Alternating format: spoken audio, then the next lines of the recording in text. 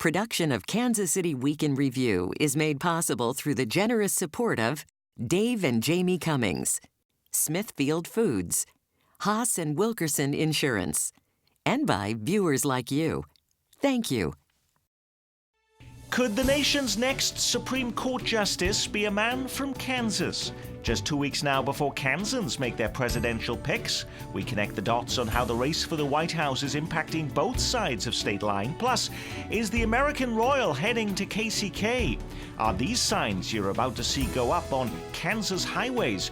And indignation over tax breaks in Kansas City continues. The mayor trying to recover with a new plan to help the city's most troubled areas. But is it enough?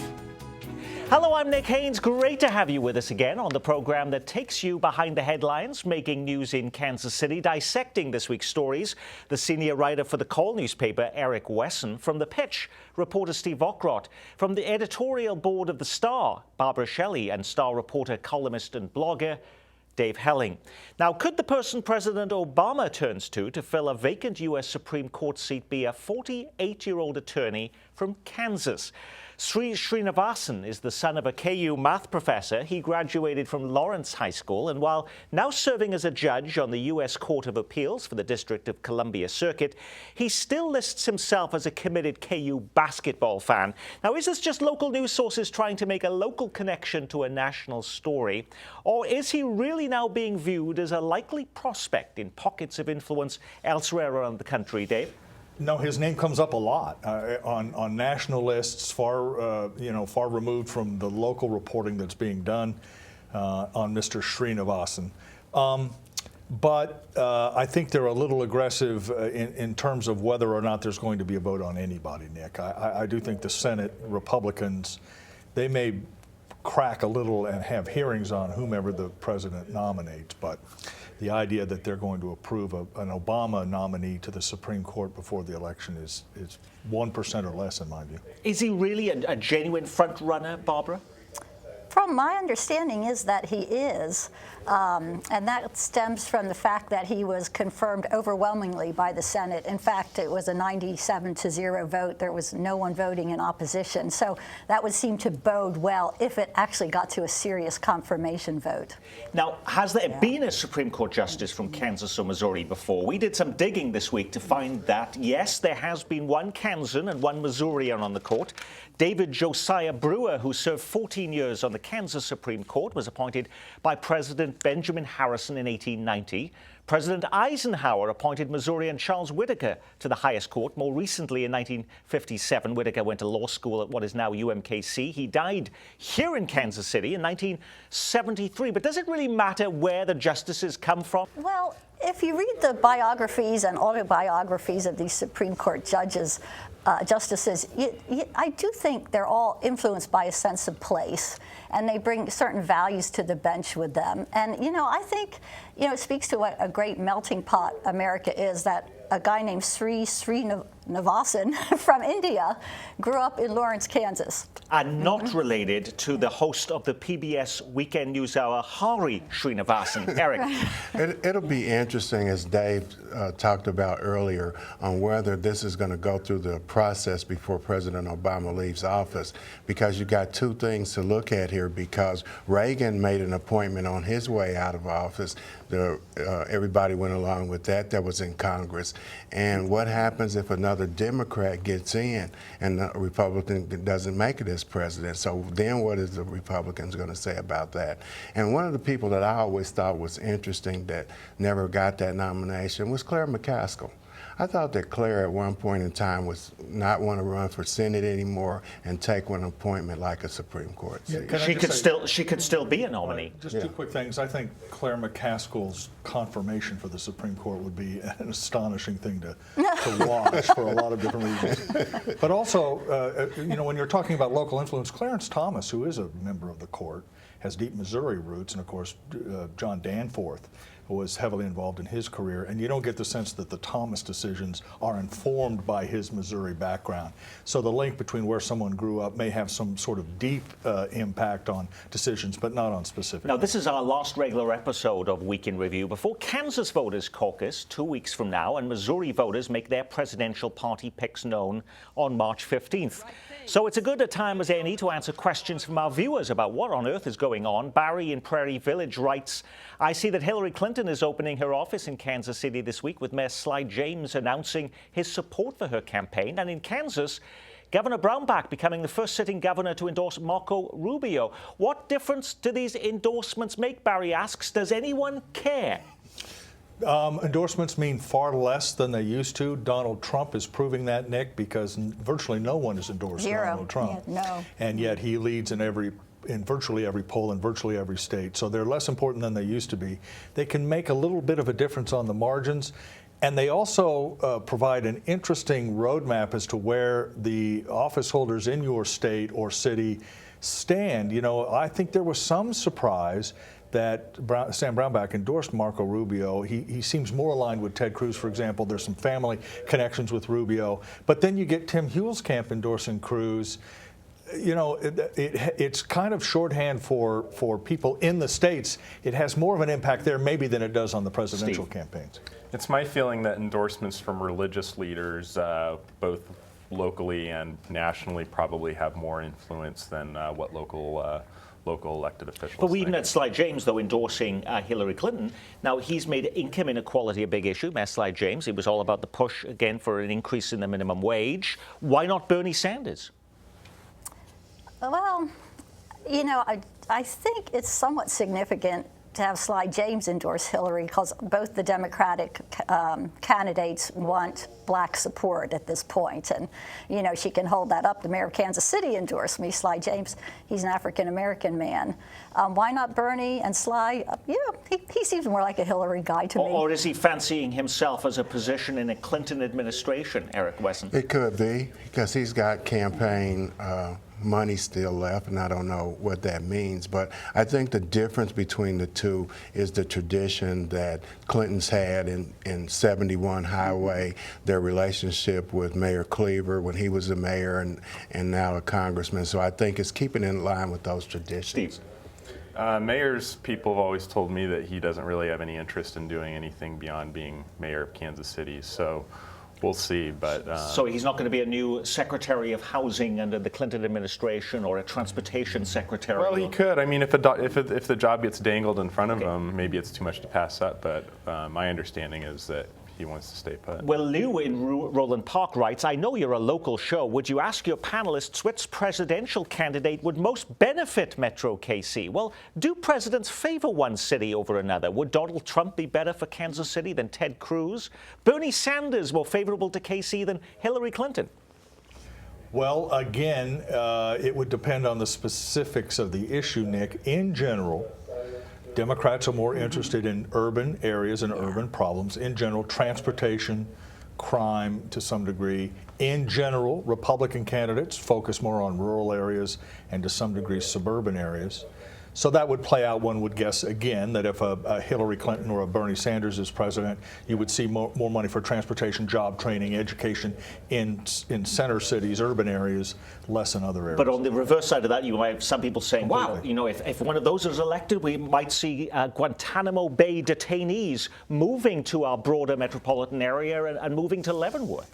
Oh yeah, that's. I mean, that's kind of a fringe issue, I would think. But you know, it comes down to the cabinets that these presidents pick, and to what extent local officials can develop and forge relationships with those cabinet officials. Say a transportation secretary, as this Mayor Sly James has, with this current administration, which has resulted in some money coming from the streetcar. Do you think it makes a difference, Barbara? With what Dave said, it makes a difference whether the president is Republican or Democrat, because Democrats do tend to favor urban areas and their causes more. As far as, I look at the Republican field and who would be more favorable to our metropolitan area, I have no clue at this point. Joy in Leewood wants to know about the upcoming Kansas caucus, which is only in March the 5th. So how does that work? If you're not a registered Democrat or Republican, can you sign up on the day to vote, or do you have to do it in advance? If so, is there still time to do that, or is the deadline passed? So what about that? The deadline has passed for Republicans. You had to be a registered Republican as of February 4th. So too late if you want to get into the Republican Act. Republican caucus. And you have to, by the way, be a Republican, registered Republican, to take part in the caucus on their side. Democrats will have same-day registration, so if you want to just show up at a caucus and register as a Democrat. But you have to do that. You have to actually be a Democrat. It's not as if you can be an independent. Some people will go and file as a Democrat and then change their registration back. It all seems so far away, but even Missouri is March 15th, which is not that far away. Is it too late to get involved in the Missouri side? I believe the deadline for registration for the Missouri primary just passed. But remember, you don't register by party in Missouri. It's an open primary. So Democrats can vote in the Republican primary if they want, and of course Republicans and the Democrats as well. Up next is the American Royal about to leave its long history behind in Kansas City and move over the state line into Kansas City, Kansas. It's revealed this week that American Royal officials have been meeting to cement a deal for a 5,000-seat arena that would also host a youth hockey franchise, a children's museum, and an outdoor farm experience for kids, along with dining and shops. Wyandotte County says they were approached about the project 6 months ago by the state of Kansas and American Royal leaders. But now a twist. State lawmakers vowing to block the state's most powerful tax incentive tools from being used for this project. Is the state of Kansas finally seeing the light on the so-called business border war? Or is there another reason behind the Kansas legislature's reluctance to throw tax giveaways at this project, Steve? Well, the instrument that they're looking to use for this has always been problematic ever since they started using it. So the STAR bonds allow a project to keep any local and state sales taxes that they generate for themselves. So it's a very powerful inducement. Since it was used at the Legends, various lawmakers have had problems with what they've seen as stretching the boundaries of the law, using it for things that really isn't supposed to be used for. So that's part of it. And as we all know, Kansas has a tremendous revenue problem right now, and there's some question about the value of leveraging the state's most powerful economic development tool, which would forego money for a period of time into a project like the American Royal, where the value of a livestock show is debatable at this point. This would be taking one of the crown jewels of Kansas City law and moving it over to Kansas. Why wouldn't Kansas lawmakers want to see that? Wouldn't that be a feather in their cap, Barbara? It's kind of entertaining to see how everybody's backtracking on this thing. And you know, I think the legislators are annoyed because they didn't really know this was in the works. They don't like being blindsided. There are legitimate concerns about the budget. You know, I think it's also interesting, Nick, how little resistance you hear from Kansas City.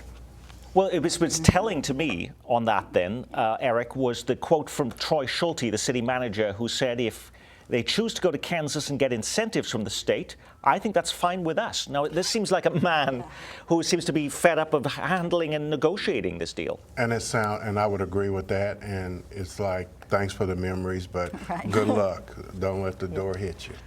Well, and that's exactly right. And I think the American Royals board's tactics in trying to sort of pressure the Kansas City, Missouri City Hall to come up with a pretty huge sum of money were not really received very favorably. And I think the American Royal, quite honestly, is, and others may disagree, but it seems like a diminishing institution. Yeah.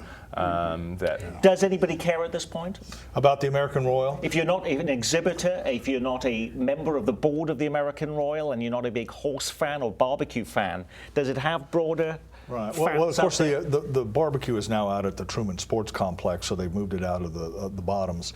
I think Steve is right. It is anachronistic increasingly in this. We don't even have a stockyards really anymore down in the bottom. So, but there's a broader thing at work here, Nick, in Kansas and Missouri, and that is you increasingly get the feeling that voters, taxpayers, and elected officials are telling these folks, if you want these things, build them. Go ahead and build them, but use your money. Don't use taxpayer money. Don't depend on public money for whether it's some sort of exhibit out in western Wyandotte County or down in the West Bottoms. And it's very important how they're talking about structuring this, because Wyandotte County, okay, they did the Speedway, Village West, Legends, and that was all Star Bond. But they kept saying, gosh, when we start getting the sales tax from this, it's going to be great. But then they diverted it into Cerner and other things. And if they're going to divert it again, that's very problematic for Wyandotte County. If the American Royal does move, will officials be able to get over to Kansas faster than they've done before? A bill before Kansas lawmakers would raise the speed limit to 80 miles an hour. And if you suffer from a lead foot, there's even better news. Under the House version of the bill, drivers pulled over going up to 90 miles an hour could not be cited for a moving traffic violation. It would also not be reported to the Division of Motor Vehicles. I can think of lots of drivers who would love this idea. Who is against it? You see a lot of disparity in speeds. You got the trucks that can't quite make it up to 70 miles an hour, and so you have cars going around them. People who own older cars that can't go very fast. I might be one of those people. That's a concern. And then, from an ecological standpoint, the fuel efficiency, as you go up higher to the 80-mile-an-hour range, your fuel efficiency goes down quite a bit. On a basic level, though, do you think this is, doing this is doesn't cost money for lawmakers at a time when they are financially cash-strapped, whereas other types of issues they want to deal with, like, for instance, we see this week, phasing out, say, the tax on groceries would cost $350 million. Well, this is a cash-strapped government. Just raising the speed limit may be popular, but doesn't have a financial price tag with it. It might be popular in parts of Kansas, but the Kansas Highway Patrol is opposed to it. But the thing is, Nick, the question is there anybody out there to enforce speed limits in the wilds of Kansas, because the Highway Patrol is so understaffed? Right, that's part of it. The other part of it is the road may be falling apart. Who wants to drive on an 80-mile-an-hour road that has potholes and patches and asphalt overlays, because the state of Kansas is borrowing repeatedly from its transportation fund to cover its deficits? So your question has a broader implication, which is, why are you spending time worrying about the speed limit when there are other more pressing problems for the legislature? Because you can do it without spending money. Because you can do it right, and it sends a signal. It's kind of this libertarian. That's why they do guns and abortion and speed limits and all the other stuff. Let's go on to another issue then. 3 kingpins in the local payday loan industry are now having to answer for destroying the lives of thousands of poor and desperate consumers, among them Leawood businessman Scott Tucker, who, according to the Federal Trade Commission, made a fortune through payday lending. That fortune paid for an $8 million home in Aspen and a handful of Ferraris, plus his motorsports hobby. While some will be cheering Tucker's arrest for racketeering along with 2 men from Overland Park, do any of these headline-grabbing arrests do anything, though, to curb the payday loan industry in our metro? Will they be shuttered payday loan businesses as a result of these arrests?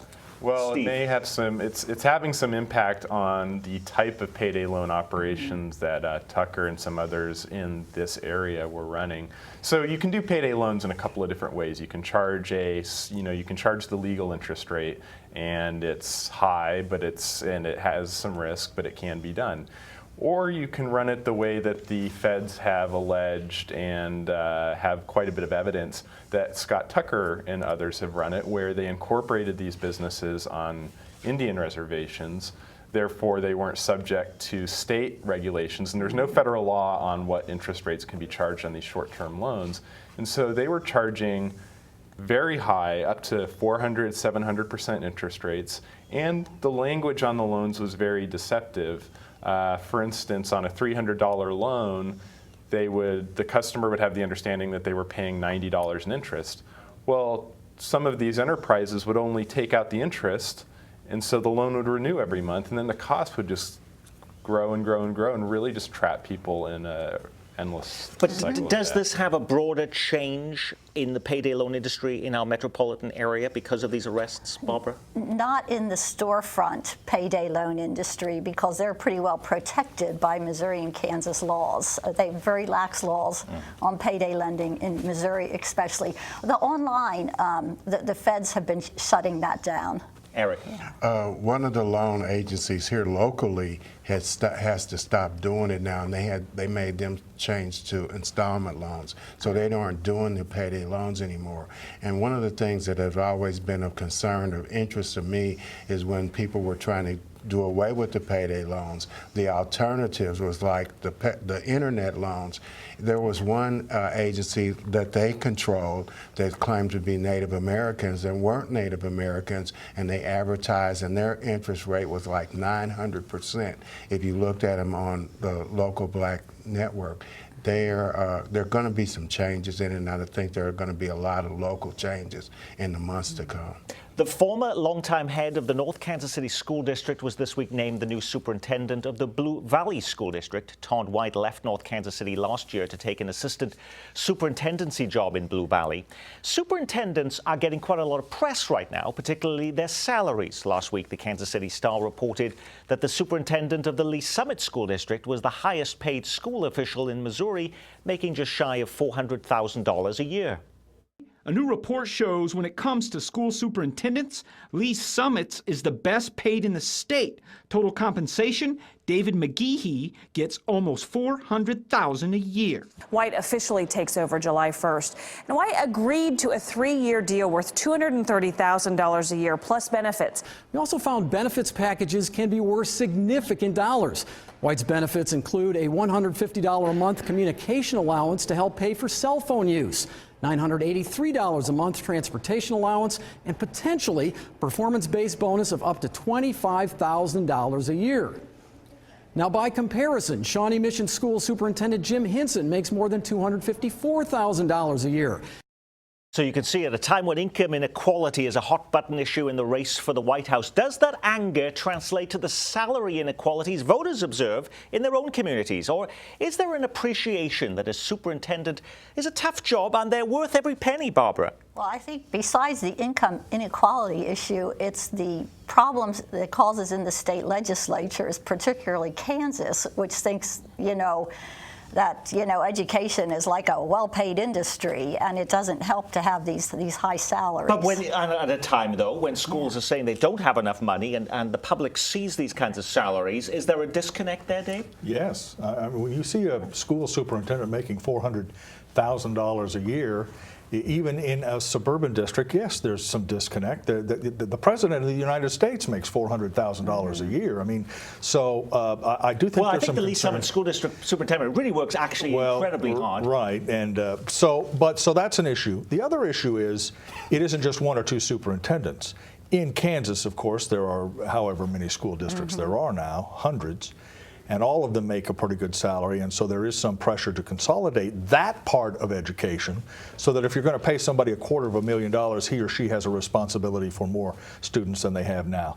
The superintendents would be well served if they started paying attention to this, because it will become an issue. No, there's also the issue of the teachers, where they don't make anything close to that kind of salary. And the disconnect comes when you get your personal property tax statement and you see how much money you're paying into these school districts. And in Kansas City especially, you've got 70%, 60% of the kids that are functional illiterates. So why are these people making all this money? And because that's what it takes to attract people when you were looking at school districts all across the country, because they move from one place to the other. Just say really quickly, the president makes $400,000. His fringe benefits are pretty good, though, too. All right.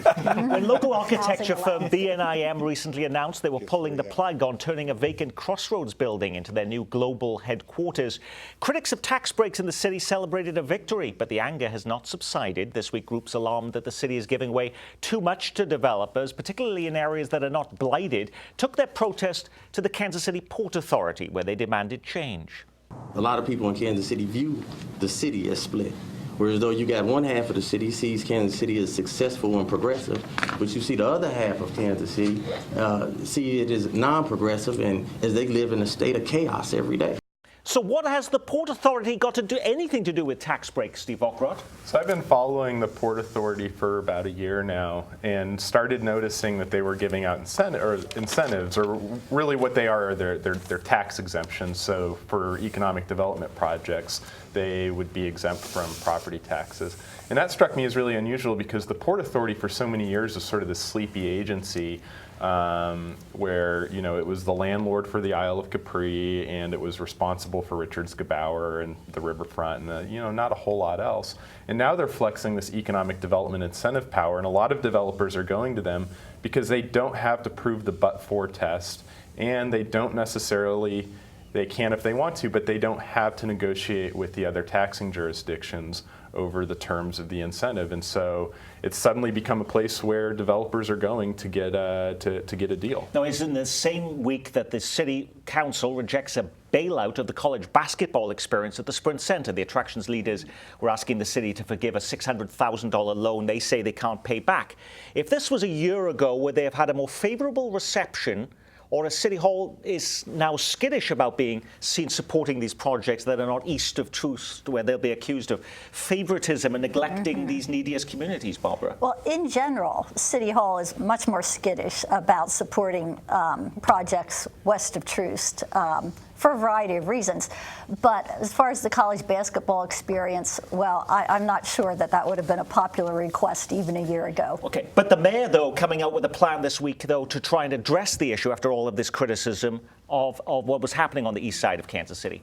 In order to entice investors and developers to the east side, we have to give them more incentive. This is another incentive. What is he actually doing, and what difference would it actually make, Eric? He's actually trying to get a focus put on the east side. And in all fairness to Mayor James, I knew him before he became mayor, and his focus, even running, was always getting development together in the east side. So I think he's now finally starting to have that conversation and putting some bite into it by having plans and funding made available to do that. I don't think it's time. Last week, people were critical about the demolition plan that the mayor was talking about. People are more favorable about this one? Well, I think so, although it's interesting that the mayor would set aside funding for development and not for housing. I mean, why wouldn't you take that money and try to rebuild neighborhoods rather than to hand it out to other developers? But at least it's a bit of a nod before the earnings tax to the east side. I think that played a role in it. And finally this week, a salute to the Kansas City Chorale winning a Grammy Award this week.